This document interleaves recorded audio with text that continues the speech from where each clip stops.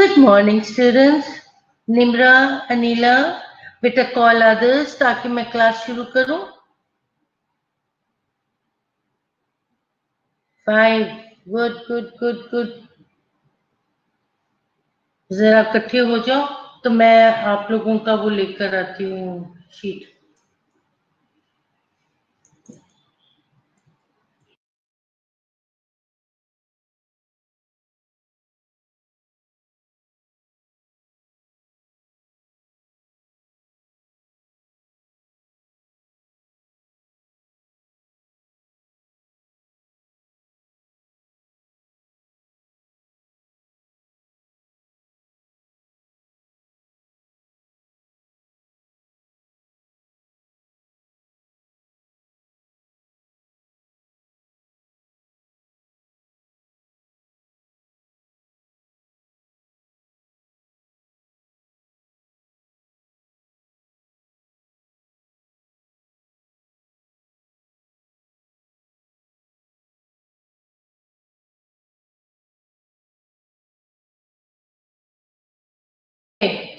I'm here. हम शुरू करें बेटा, क्योंकि काफी टाइम हो गया. अभी हमारा ऊपर से 2 मिनट ऊपर हो गया. वालेकुम अस्सलाम. रिदा, कैसे हो बेटा आप लोग सारे? निम्रा, जेनेट, सबको बुलाओ ना ताकि हम काम शुरू करें. Good morning Jennifer. हाँ, भागी गई थी, भागी आई. Okay, today we will be studying about gastric cancer. ठीक है, गैस्ट्रिक कैंसर जो है ये भी बहुत इंपॉर्टेंट है और आपको पता होना चाहिए. हम लोगों ने अब तक स्टोमोटाइटिस, माउथ अल्सर और क्या कहते हैं गर्ड, ठीक है, हाइटल हर्निया, डाइवर्टिकुलाइटिस पढ़ा. फिर हमने फ्लूइड एंड इलेक्ट्रोलाइट्स देखा, कैंसर ऑफ एसोफेगस, और उसके बाद हमने गैस्ट्राइटिस देखा, पेप्टिक अल्सर देखा.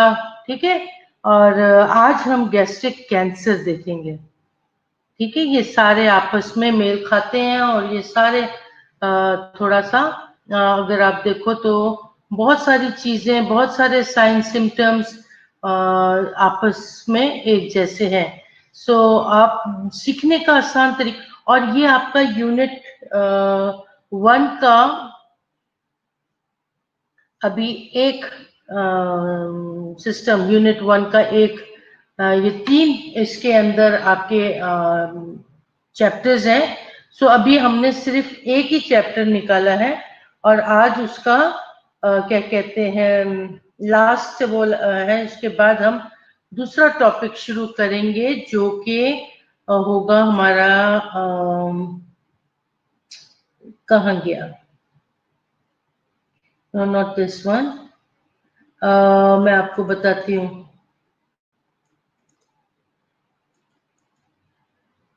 उसके बाद हम देखेंगे small intestine and large intestine के प्रॉब्लम्स. ठीक है, हमने स्टमक से शुरू किया, फिर हम स्मॉल एंड लार्ज इंटेस्टाइन के प्रॉब्लम्स देखेंगे. ओके, सो गैस्ट्रिक अल्सर आप ये तस्वीर में देख सकते हो. This is cancer. ये वो एक यहाँ पर इन्फ्लेमेशन या सेप्टिक हो गया, जो कुछ भी हो गया, और ये ब्लैक पार्ट आप देख रहे हो, ये इतना ज्यादा खराब हो गया कि ये कैंसर का शक्ल उसने अख्तियार कर ली. ऑब्जेक्टिव्स वही है, पैथोफिजियोलॉजी, उसकी clinical picture, diagnostic, surgical, medical care उसकी क्या होगी. ओके, उसकी पैथो हम देखते हैं कि सबसे पहले उसकी पैथो में क्या कहती है. Gastric cancer can occur anywhere in the stomach. ठीक है, जरूरी नहीं कि अभी वो आपका फंडस में हो या आपके कर्वेचर में हो, किसी भी आपके स्टमक के किसी भी एरिया में कैंसर हो सकता है. However, most frequently they occur on the lesser curvature. ठीक है, आपके नेक्स्ट स्लाइड पे आपको दिखाएंगे उसका लेसर कर्वेचर किधर है, और ज्यादातर कॉमनली वहां पर आपको मिलेगा.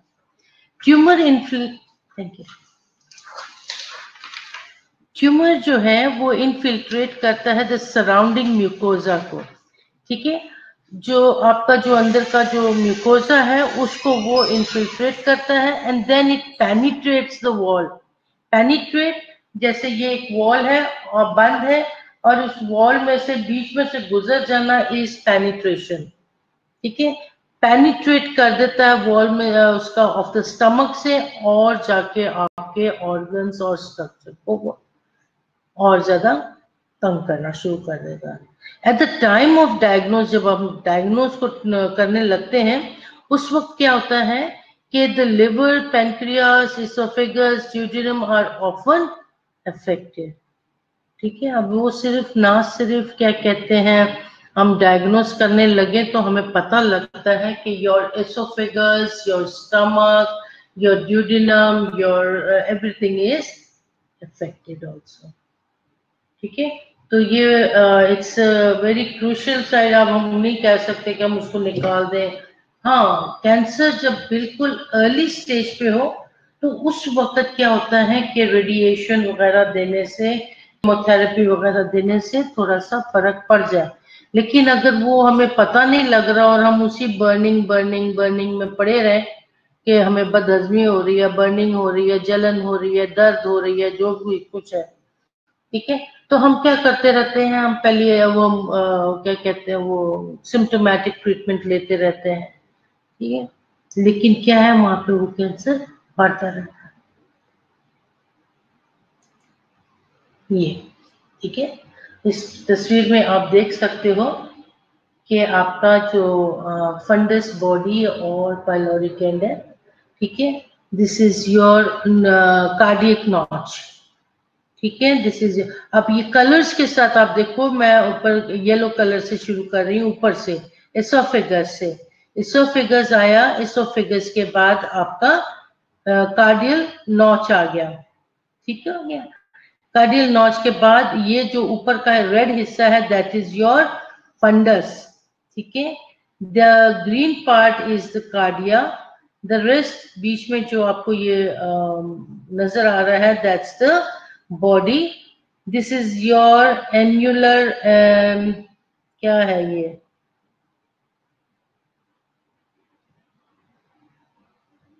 I don't know what is this written. Then this is the blue one is your pyloric canal. ठीक है, ये जो आपको ये जो छोटा सा डिप्रेशन नजर आ रहा है, this is the pylorus, this is your duodenum pyloric antrum.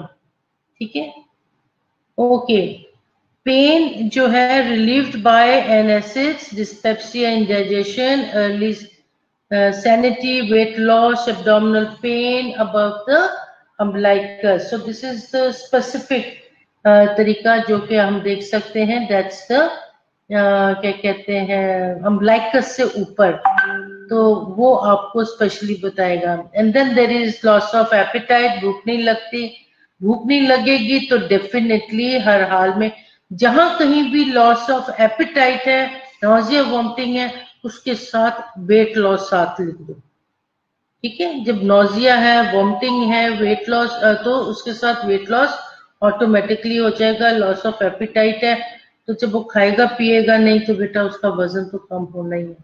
ठीक है, सो जहां कहीं भी आपने साइन सिम्टम्स लिखने हैं, जहां पे वेट लॉस है, जहां पे लॉस ऑफ एपिटाइट है, नॉजिया, वॉमिटिंग है, चौथी बात आंख बंद करके लिख दो वेट लॉस। ठीक है, अनलेस वो एक्सेस फ्लूइड का प्रॉब्लम ना हो। ओके, आप उसकी असेसमेंट में उसकी एग्जामिनेशन करोगे, is very helpful in detecting the cancer because most early gastric tumours are not palpable. जाहिर है आप उसको पैल्पेट करके वो फील नहीं कर सकते हो, और एडवांस केसेस में गैस्ट्रिक मास में भी पैल्पेबल। ठीक है, सो पेशेंट चूंकि मेरे ख्याल से इतना वो मोटा नहीं होगा कि भी उसको पैल्पेट ठीक से ना कर सके, क्योंकि ये खा पी नहीं रहा। ठीक है, लॉस ऑफ एपिटाइट है और उसकी वजह से उसका वेट लॉस है, तो डेफिनेटली वो थोड़ा सा स्किनी होगा और इनको डिटेक्ट करना बड़ा इजी हो जाता है। अब मुझ जैसी को कोई पैल्पेट करने लगे उनको कुछ भी ना मिले। ठीक है, सो इन लोगों का जो है, अगर थोड़ा सा मैस फील होता है, go get the investigations done. ठीक है? Ascites and hepatomegaly may be apparent if metastasis occurs. Ascites आपका abnormal fluid जो है वो आपके पेट में पानी भर जाता है। उसको चेक करने का आसान तरीका ये होता है कि जैसे ये एब्डोमेन है, आप एब्डोमेन के एक साइड पर अपना हाथ रखो और इधर से टक करो उसके पेट को थोड़ा सा, तो आपको यहाँ पर अपने हाथ में वाइब्रेशन फील होगी।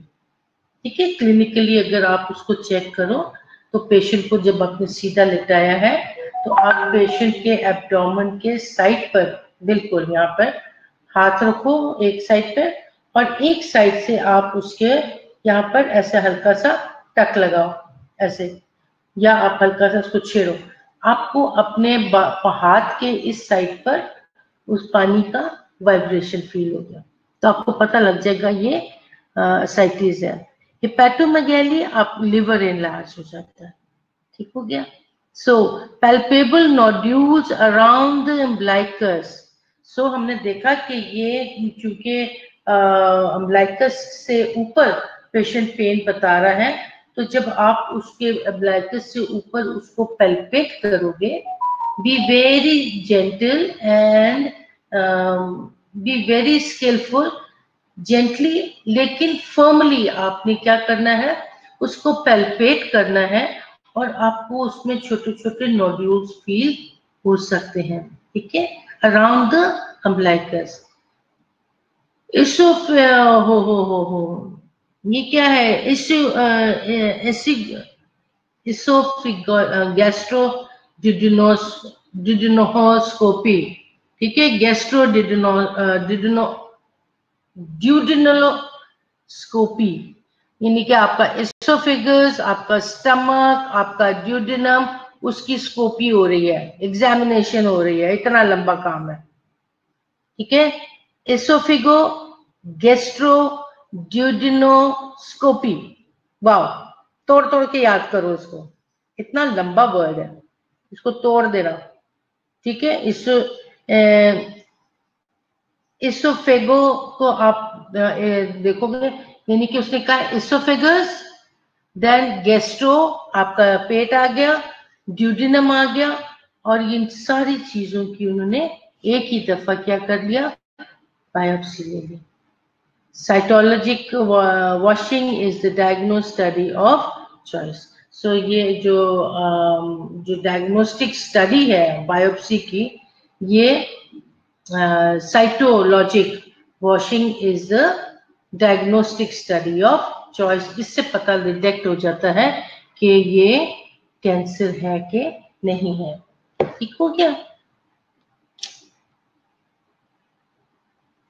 अब मुझे कौन बार बार तंग कर रहा है?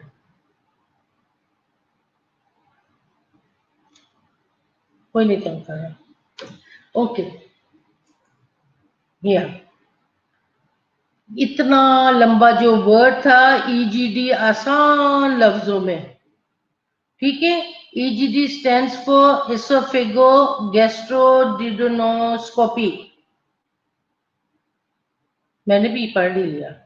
ठीक है?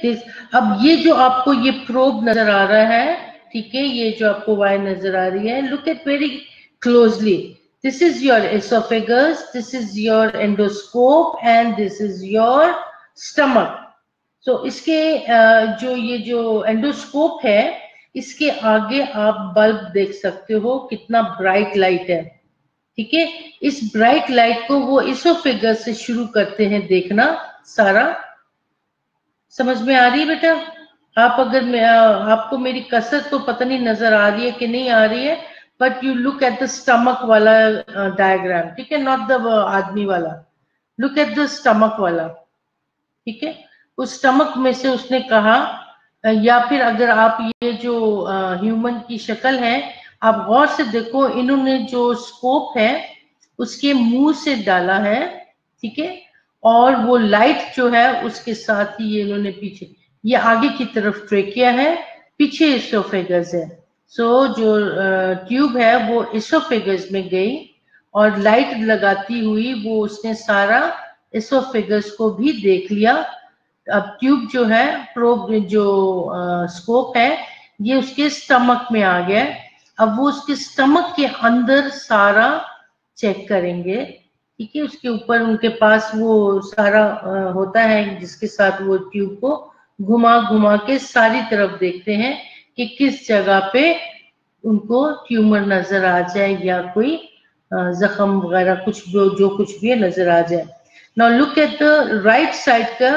आप अगर ये जो स्क्वायर्स हैं, इन स्क्वायर्स को आप जरा painful, no I don't think कि वो पेनफुल होगा, इसलिए क्योंकि एक दफा जो ट्यूब अंदर चली गई, ठीक है, हो सकता है पेशेंट को थोड़ी देर के लिए उन्होंने जनरल एनेस्थीसिया दे दिया हो थोड़ा सा, जिससे वो अनकॉन्शियस हो गया। Now they can put the tube इन, ठीक है। और फिर वो उसके साथ क्या कर रहे हैं, सारा उसका डिटेक्ट कर रहे हैं, ठीक है। ये आप लाइट जो स्क्वायर्स हैं, आप इन स्क्वायर्स को देखो, there is interior of the stomach.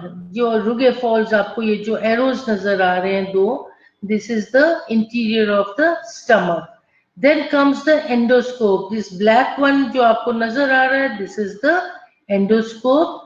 And ये जो आपको टिप पे नजर आ रहा है, this tip is the biopsy sample. यहां से इन्होंने बायोप्सी सैंपल ले लिया, ठीक है। और उसके बाद उन्होंने यहाँ नीचे दिखाया है कि ये स्टमक का ये लाइनिंग है, ठीक है। जो बाहर आपको ये जो डबल लाइनिंग नजर आ रही है, this is the stomach lining है, ठीक है। इस तरीके से वो क्या करते हैं, डिटेक्ट करते हैं। यहां तक अच्छा लगा? Here, this is the CT complete है, उसमें से चेस्ट, एब्डोमेन, पेल्विस, ठीक है। ये diagnostic studies to assess the surgical susceptibility of the tumour before surgery is scheduled. मालूम करते हैं कि भी एग्जैक्टली कहाँ पे किस जगह पे क्या कहते हैं ट्यूमर है, ठीक है। अब वो ट्यूमर को एकदम नहीं छेड़ते, वो क्या करते हैं कि उसका पहले स्पेसिमेन लेंगे।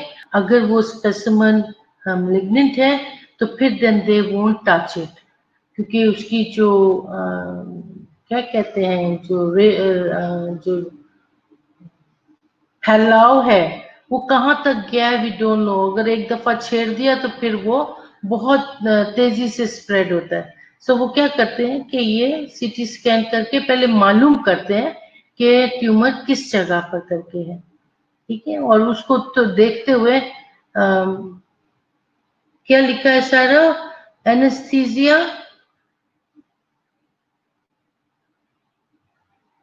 है इसमें। ये क्या लिखा है, DEITY, DEITY देते, ओके, एनेस्थीसिया देते हैं इसमें, इस ऑफ कोर्स, लेकिन सीटी स्कैन में जरूरी नहीं है, ठीक है। सीटी स्कैन में वो देने की जरूरत नहीं है, it is just like an x ray.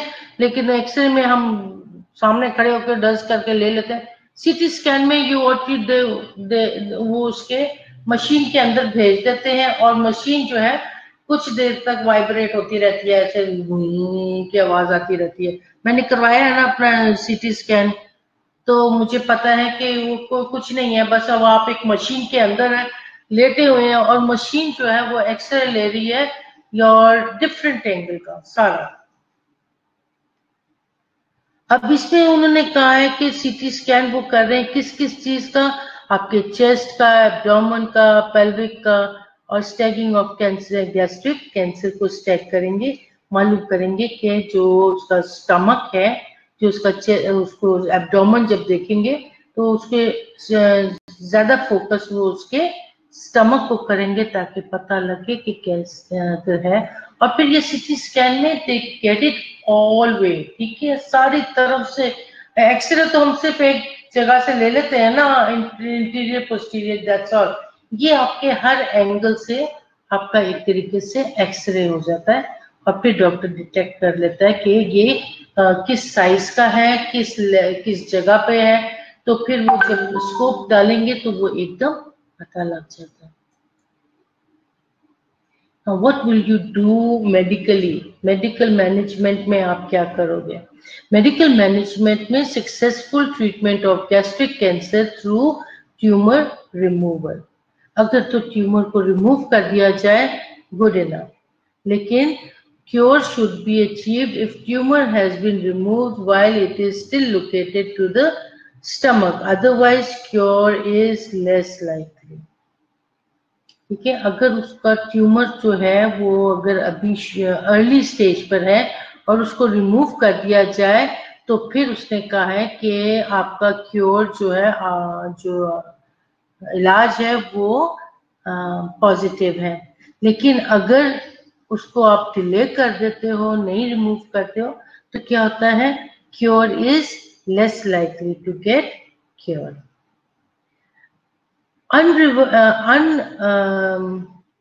Unresectable tumor in a patient with advanced disease, chemotherapy using single agent chemotherapeutic medicine including 5-FU.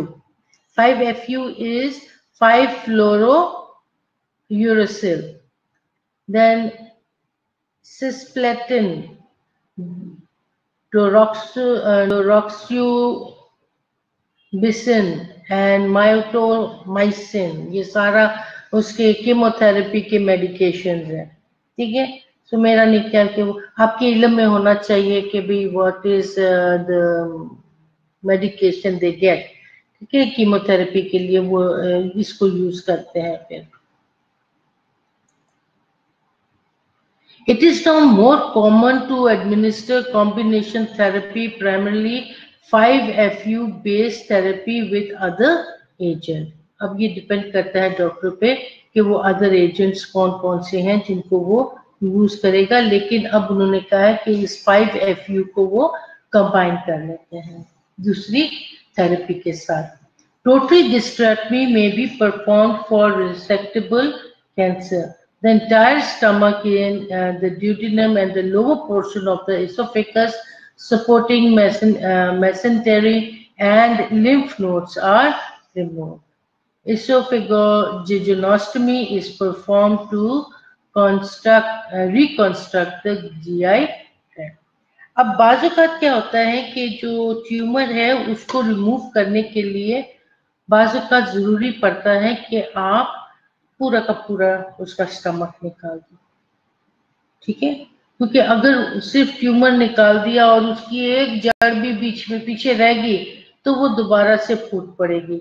तो इसलिए वो क्या करते हैं कि कोशिश देखते हैं कि उसका फैलाव कहाँ तक गया है, और अगर स्टमक में काफी दूर तक गया है तो वो क्या करते हैं, कंप्लीट टोटल गैस्ट्रेक्टमी कर देते हैं। ठीक है, गैस्ट्रेक्टमी का मतलब they remove the whole stomach. फिर यहाँ पर आपका ड्यूडिनम, वो ड्यूडिनम तक उसका सारा निकाल देते हैं। Now comes the duodenum only. तो फिर क्या करते हैं, जो आपकी जो एसोफेगस है उस एसोफेगस को वो कनेक्ट कर देते हैं आपके ड्यूडिनम के साथ, या फिर क्लोस्टमी केयर करते हैं जिसके अंदर वो क्या करते हैं कि ड्यूडिनम का जो ये ओपनिंग है वो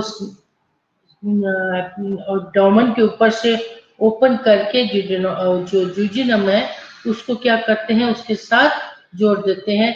इसका मतलब है आपके स्टमक के ऊपर एक होल आ जाता है। ठीक है, अब क्या है कि उस होल के जरिए फिर आप उसको खाना दे देते हो, मुंह के जरिए फिर आप खाना नहीं देते हो। ठीक है, या फिर इसो जो एसिगोजेजुनोस्टमी में जो आपका एसोफेगस है, एसोफेगस को वो क्या करते हैं, एनास्मोस कर देते हैं आपके ड्यूडिनम के साथ। हो गया। सपोज कहां से मैं पकड़ू, ओके दिस, ये व्हाइट वायर है। ठीक है, ये एक वायर को आप पकड़े। So suppose this is your jejunum, ठीक है, and this black one, छोटा है ये, हम बड़ा लाइट लेते हैं. This black one is your, पता नहीं black नजर आ रहा है कि नहीं. This black one is your esophagus. So वो क्या करते हैं कि आपके जो esophagus और jejunum है उसके साथ वो anastomose कर देते हैं. फिर जो आप खाना खाते हो वो आपके स्टमक में नहीं, डायरेक्ट आपके jejunum में चला जाता है. jejunum से फिर वो स्मॉल इंटेस्टाइन, लार्ज इंटेस्टाइन तक आपका खाना चला जाएगा. डाइजेशन कैसे होगी? डाइजेशन तो बेटा आपके उसके जो है बाकी जो खाना है वो आपका जो कुछ मिलना है वो तो अपना काम करेगा, लेकिन इतना अच्छा काम नहीं करेगा. वो आपको डिपेंड करता है कि आप खाना किस किस्म का खा रहे हो जो कि उसमें आपको नरिशमेंट मिल सके. लेकिन at least he is eating something, he is alive. ठीक है, तो जो इंटायर स्टमक तो निकाल दिया, उसका लोअर पोर्शन को उन्होंने एसोफेगस के साथ क्या कर दिया, एनास्टमोस कर दिया, जिसको हम एसोफेगोजिजोनोस्टमी कहते हैं. ठीक है, और वो आपके इंटेस्टाइन ट्रैक्ट के साथ चला जाता है. Alright, here we go. ठीक है, अब आप इस तस्वीर को गौर से देखो. ठीक है, ये है and this is B, right. इसमें क्या है कि आप ए में देखो गौर से, ये आपको एसोफेगस लिखा हुआ नजर आएगा और ए लिखा हुआ नजर आएगा. ठीक है, दिस इज ए. अब आप नीचे आओ, नीचे आओ, नीचे आओ, नीचे आओ, नीचे आओ, और इस कर्वेचर के बाद आपके पास ये जो तीसरा डॉट्स आ रहे हैं, यहां पर आप देखोगे बी, फिर आपको आएगा सी, फिर आपको नजर आएगा डी. ठीक है, अब इसमें आप गौर से देखो, there is a tumour there. अब ये ट्यूमर ने अच्छा खासी जगह ली हुई है. अब इस ट्यूमर को अगर निकालेंगे तो पता नहीं इसकी जड़ें कहाँ तक गई हुई हैं. सो व्हाट दे डू, दे जो आपको ये डॉट्स नजर आ रहे हैं, दे रिमूव द एंटायर स्टमक यहां तक. ठीक है, निकाल दिया. अब ये जो डॉट्स हैं पैंक्रियाटिक डक्ट से ऊपर का जो आपको जो डॉट्स नजर आ रहे हैं, ये इसको लेके इन्होंने क्या किया, ए के साथ.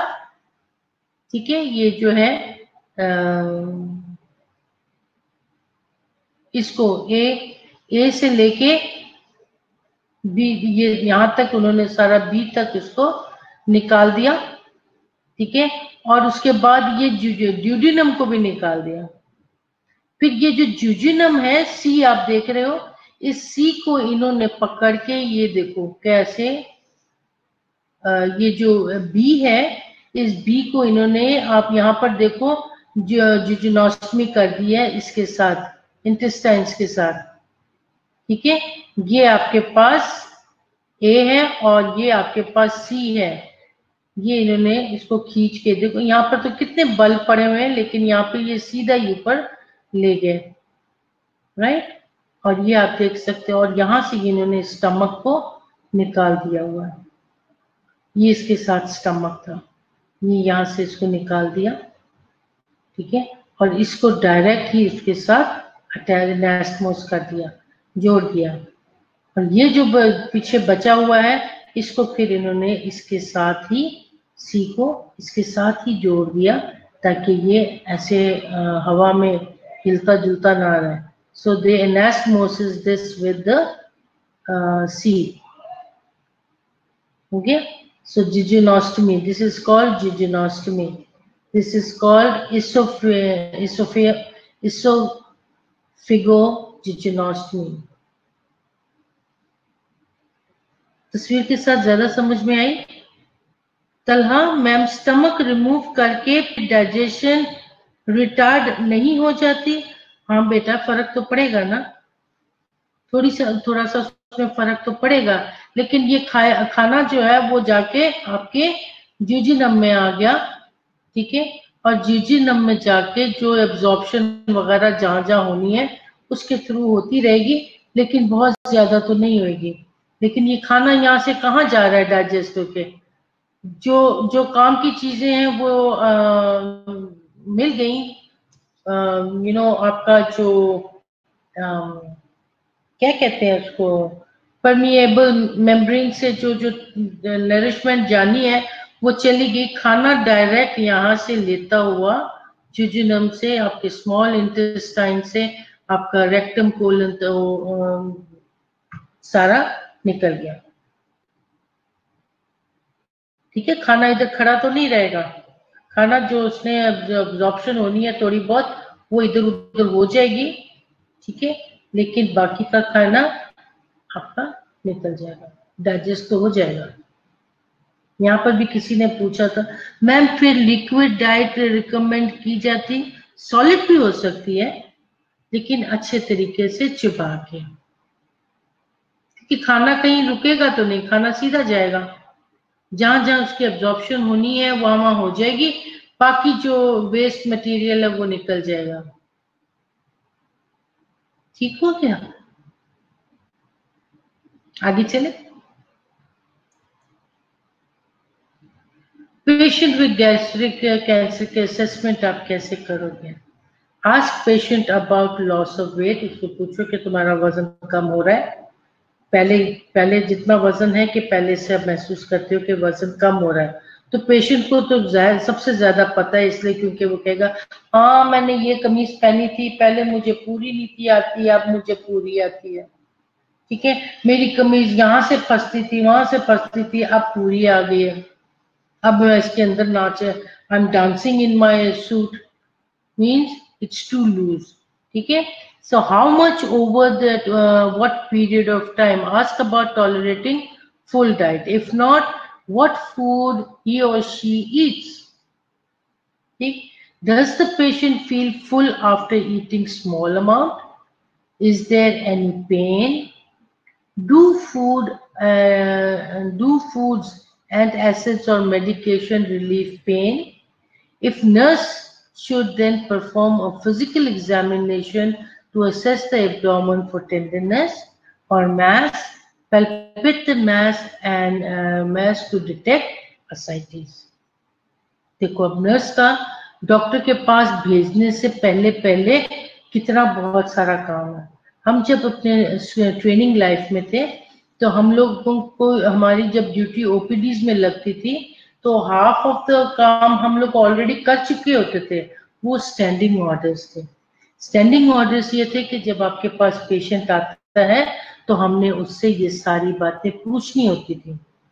अब अगर वो कहता था खांसी आ रही है तो हम पूछते थे कितने अरसे से आ रही है, तो वो हमें बताते थे कि हमें खांसी जो है वो हम पूछते थे कोई 3 महीने से आ रही है, 6 महीने से आ रही है, तो वो हमें बता देते थे कि नहीं कल परसों से आ रही है, फिर तो एक्सरे करने की जरूरत नहीं पड़ती थी। लेकिन अगर वो कहते थे खांसी हमें वो काफी महीनों से आ रही है, तो फिर हम उसका चेस्ट एक्सरे पीएव्यू लिखते थे, स्प्यूटम टेस्ट लिखते थे, उसका ब्लड टेस्ट लिखते थे, उसका वाइटल साइंस चेक करते थे, फिर हम उसको क्या कहते थे अब ये पहले जाके करा लो। उससे फायदा ये होता था कि हम लोगों ने बहुत सारा क्या कहते हैं टाइम बचा लिया उसका, क्योंकि डॉक्टर ने भी अंदर जाके यही कुछ लिखना था, तो वो उसका टाइम बहुत ज्यादा हो जाता था। तो क्या होता था कि बाय द टाइम उनकी बारी आती थी, डॉक्टर राउंड करके वापस आए हैं और उनकी बारी आई है, तब तक रिपोर्ट्स तैयार हो चुकी होती थी। इस तरीके से उनकी टाइम बच जाता था। So when you are sitting there और यू आर टेकिंग,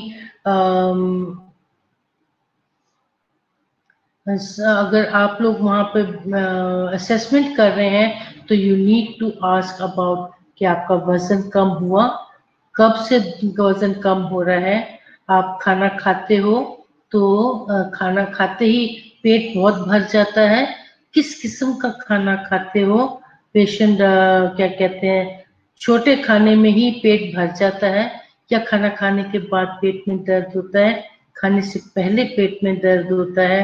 ठीक है, मेडिसिन लेने के बाद आराम आ जाता है कि खाना खाने के बाद या मेडिसिन लेने के बाद आराम आ जाता है या उससे पहले आराम आता है। ठीक है, तो ये आपने सारा, फिर आप फिजिकल एग्जामिनेशन कर लेते हो, राइट। फिजिकल एग्जामिनेशन करने से क्या होता है कि आपको पता लग जाता है कि उसको टेंडरनेस है कि नहीं। क्या चीज, एक्सरे क्यों? आप लोग आपस में बातें कर रहे हो, you are not listening to me what I am saying, ठीक है। आयशा, सना, फायजा, बेटा आप लोग आपस में बातें कर रहे हो, दिमाग की ये देखो, what is this nonsense. Again, you are talking about Golgappe and the nonsense. Why are you not paying attention? फिर बाद में बोलोगे कि हमें समझ में नहीं आया। You are not taking it seriously. मैं यहाँ पर खामखा को आप लोगों के सामने अपना मुंह नहीं थका रही बेटा। Pay attention. आप लोग अपने गोलगप्पे की बातें कर रहे हो।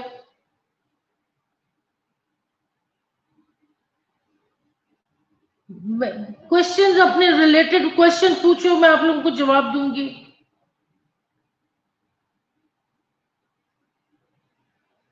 राबे आपने तो कुछ भी नहीं बोला जी मैम, ये तो आप आपस में ये फाइजा सना लगी हुई है, आयशा भी साथ मिली हुई है।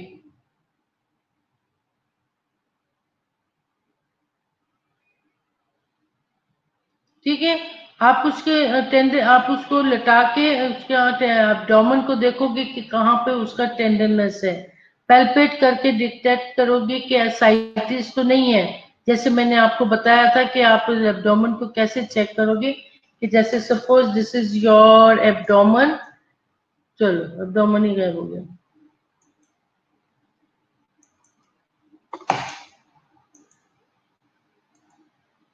ये ठीक है, suppose this is your abdomen, तो आपके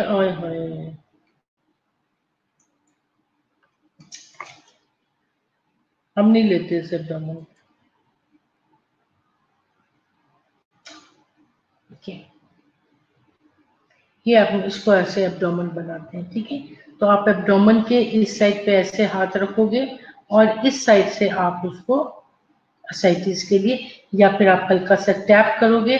तो यहाँ पर जब आपने यहाँ पर हाथ रखा है तो हिलाने से आप बैलून देखो ना, बैलून में पानी भरो, पानी भर के तो आप बैलून के एक साइड पर हाथ रखो और इधर से बैलून को थोड़ा सा टैप मारो, तो उससे क्या होगा, आपको इधर इस हाथ में वाइब्रेशन फील होगी। बिल्कुल एसाइटिस में भी ऐसे ही होता है। ओके, सो ये थी आपकी असेसमेंट। डायग्नोस करने के लिए आप देख सकते हो कि पेशेंट का डायग्नोसिस में पेशेंट को एंजाइटी जरूर होगी, ठीक है। उसके पेट में दर्द है या उसके पेट में पानी है, उसको जो कुछ भी है, आप उसको आप देखोगे कि पेशेंट को जरूर एंजाइटी होती है। So anxiety related to disease and anticipated treatment. So आप anxiety related to gastric ulcer, peptic ulcer, आप गैस्ट्रिक कैंसर, ये सब कुछ आप उसमें मेंशन कर सकते हो कि दीज आर रिलेटेड टू जो डिजीज है, ठीक है। जो उसका मेडिकल डायग्नोस होगी उसको आप उसमें डालोगे एज एविडेंस बाय जो आपने देखा, पेन है, नोजिया है, वॉमिटिंग है, टेंडरनेस है, ठीक है। ये सारी चीजें उसमें आ जाती हैं। इम्बैलेंस न्यूट्रिशन है, जाहिर है अब जब गैस्ट्रोटमी हो जाती है तो आप देखोगे कि उसका बैलेंस, इम्बैलेंस है ना, न्यूट्रिशन बैलेंस तो नहीं है, तो उसमें आप इस तरीके से लिख सकते हो।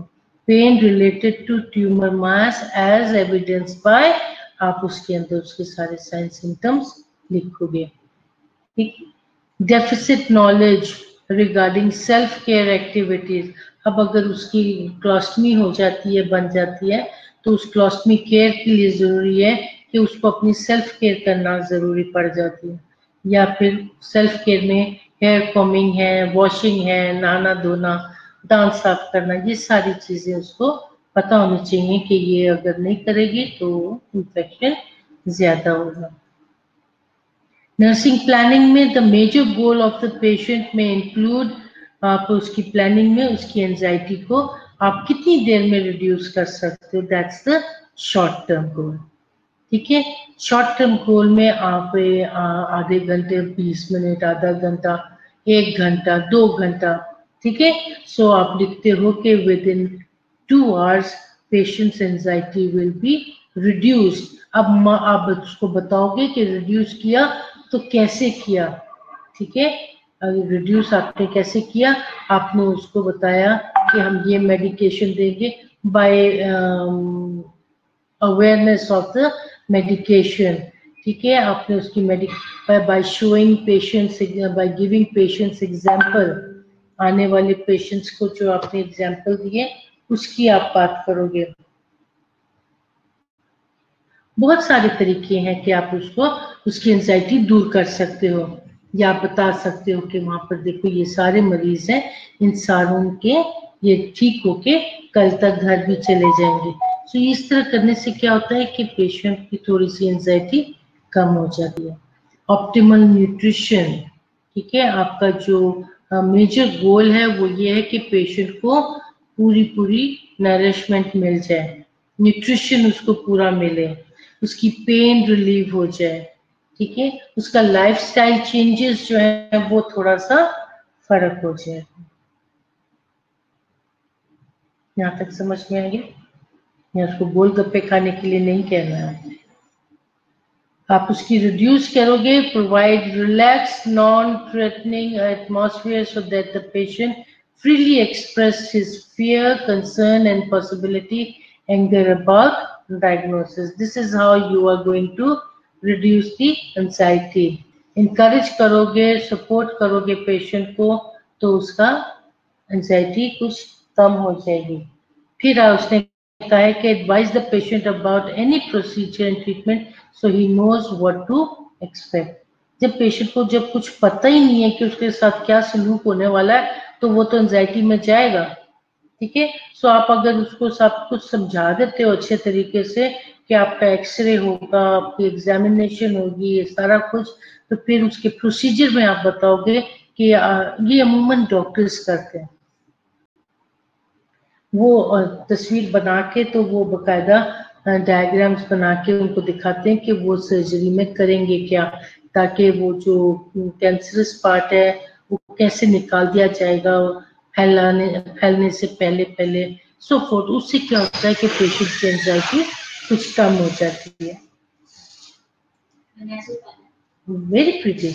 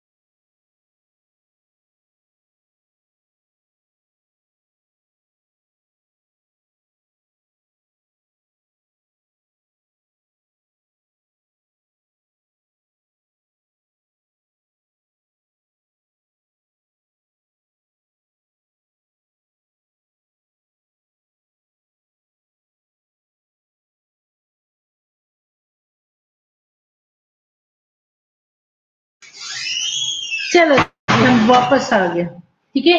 सो प्रोमोटिंग ऑप्टिमल न्यूट्रिशन में आप क्या करोगे, eat small frequent portion of non irritating food, ठीक है। Non irritating food, Ayesha, no golgappe, ये इरिटेटिंग फूड में आ जाता है golgappe, okay. And then comes small meal, frequent small meals लेने हैं, ठीक है। बहुत ज्यादा हैवी मील नहीं लेना है, थोड़ा थोड़ा करके थोड़ा थोड़ा खाना है, ओके।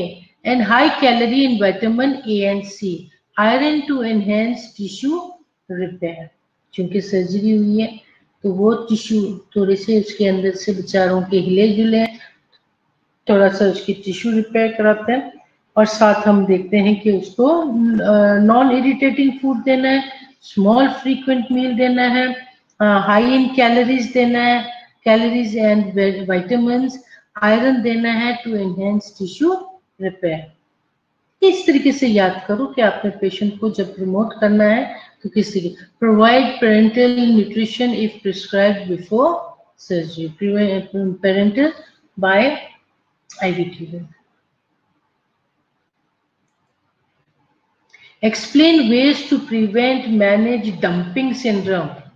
ठीक है, डंपिंग सिंड्रोम क्या है, ज्यादा खाना खाओगे डंप होता जाएगा आपके अंदर और फिर एक ही दफा rapid emptying of the stomach जो है, content into small intestine characterized by sweating and weakness after surgery. So आपने उसको डंपिंग से बचाना है, डंपिंग सिंड्रोम में नहीं डालना। In this condition, the patient has a feeling of fullness, nausea and diarrhea. इसमें क्या है कि पेशेंट को लगेगा जैसे पेट बहुत भरा हुआ है, अभी उल्टी आ जाएगी, या फिर उसको चूंकि वो खाना डायरेक्ट चला गया तो क्या है, डायरिया भी हो सकता है। This causes dehydration, hypotension and tachycardia. खाना खाया एकदम खाली हो गया, खाना खाया एकदम डिहाइड्रेट, कुछ डायरिया हो गया, तो उससे क्या होगा, कुछ वॉमिट हो गया, कुछ डायरिया हो गया, तो कुछ ठहरा तो है नहीं अंदर, तो उससे क्या होगा, पेशेंट को वीकनेस होगी, उसको लगेगा उसको डिहाइड्रेशन हो जाएगी, वो बार बार थकावट से गिरेगा, तो जब बीपी चेक करेंगे तो पता लगेगा उसका बीपी कम है, ठीक है, लेकिन उसका हार्ट बीट फास्ट है, क्योंकि वो हाइपोटेंशन की वजह से क्या हो रहा है, दिल अपना काम पूरे तरीके से कर रहा है कि उसके ऑर्गन्स और सारे एरियाज में ब्लड सर्कुलेशन ठीक से पहुंचे। Therefore, encourage patient to have 6 small meals daily that are low in carbohydrate and sugar with fluid between, rather than with meal. Inform the patient that symptoms will often resolve after several months. कुछ महीने के बाद वो उसकी जो symptoms हैं बेहतर हो जाएंगे, लेकिन सर्जरी के बाद उसको आपने इनकरेज करना है टू हैव 6। हम लोग क्या करते हैं, ज्यादा से ज्यादा 3 दफा खाते हैं, सुबह दोपहर शाम मील लेते हैं, ठीक है, लेकिन ये जो है ये सुबह दोपहर शाम के सेंटर में भी आप कुछ खाना डाल दो तो वो स्मॉल मील्स थोड़ी देर के बाद खाएंगे, जिसमें उसने कहा है कि daily that are low in carbohydrate and sugar with fluids between, ठीक है, थोड़ा पानी भी पीते रहो, वरना क्या है कि वो वहीं पर जमता रहेगा, थोड़ा सा खाया पानी पिया तो वो थोड़ा सा ड्रेन हो गया, वरना क्या है वो वहीं पर जमा रह जाएगा, थोड़ा पानी पियोगे तो उसका ड्रेन होना इजी हो जाता है। Monitor IV therapy and nutritional status, record intake and output, daily output and daily weight करो, देखो उसका वजन बहुत ज्यादा गिर तो नहीं रहा मुझे। Assess for signs and symptoms of dehydration, के लिए उसको चेक करो, पता लग जाएगा कि ये खा पी रहा है कि नहीं। पेन को रिलीव करने के लिए एनाल्जेसिक दोगे, उसका पेन स्केल में आप उसका पेन चेक करोगे किस लेवल पे है, आप non pharmacological method for relieving pain, कोशिश करो कि उसको दवाइयों की आदत ना डाले और उसका पेन रिलीव हो जाए। वो बहुत ज्यादा खाएगी तो पेट में दर्द होगी, ठीक है, थोड़ा करके खाएगी और दरमियान में थोड़ा सा पानी पिएगी ताकि खाना वहां पे जमा ना रहे, उससे उसको पेन नहीं होगी। सो बजाय इसके कि आप उसको दवाइयों पे डाल दो कि इससे आराम आएगा, कोशिश करो कि ऐसा ना हो। प्रोवाइड साइकोलॉजिकल सपोर्ट देने की जरूरत है, आप हेल्प करो पेशेंट के, ताकि वो जो डर उसके अंदर बैठा हुआ है कि मैं मर जाऊंगी या मर जाऊंगा, वो आपको उससे दूर करना है। कंसर्न करना है उसकी ग्रीफ अबाउट डायग्नोसिस, आए मेरा पेट चला गया, मेरा पेट ही कोई नहीं, इतनी बड़ी सर्जरी हो गई है, अब मुझे बार बार खाना पड़ रहा है, सो आप उसको उसकी डायग्नोस से, उसकी ग्रीफ में से उसको बाहर निकालो, उसको बोलो शुक्र करो कि एटलीस्ट जिंदा तो हो, ठीक है। आंसर पेशेंट्स को क्वेश्चन आंसर जो भी दोगे ऑनेस्टली दो, be honest with the patient, not only with the patient, you have to be honest with everyone, ठीक है। अपनी एक आदत बनाओ सच बोलने की, and encourage him to participate in the treatment decision, और आप उसको इनकरेज करो कि वो आप उसके साथ जो इलाज हो रहा है उसके साथ पूरा पूरा ताउन करो, ठीक हो गया। एवेल्युएशन में आप उसको, वो पेशेंट आपको बताएगा एट द एंड कि उसको एंजाइटी कम है, वो अपना खाना ठीक से खा रही है, पेन उसको नहीं है, अपनी सेल्फ केयर एक्टिविटी को वो लाइफस्टाइल के साथ चेंज कर लेती है, और प्रिपेयर फॉर डाइंग प्रोसेस। और अगर वो मरने वाला है तो उसके लिए आप उसको बताओ कि prepare for the dying process, सुकून से उसको बोलो कुछ नहीं होगा, सब कुछ ठीक हो जाएगा, ठीक है। सो ये था आपके पास सारा कैंसर का, क्योंकि जाहिर है कैंसर है और वो हो सकता है कि ज्यादा कोप ना कर सके, ठीक है, और वो मरने के करीब हो, तो आप उसके साथ उसको कोशिश, हम लोग अपने इसमें डाइंग प्रोसेस भी देखेंगे कि how to take care of patient with dying process. So this was all about your gastric um, cancer, and for now, मैं इसको बंद करूंगी, और प्लीज ऑनलाइन रहना ताकि मैं आप लोगों की अटेंडेंस मार्क कर सकूं।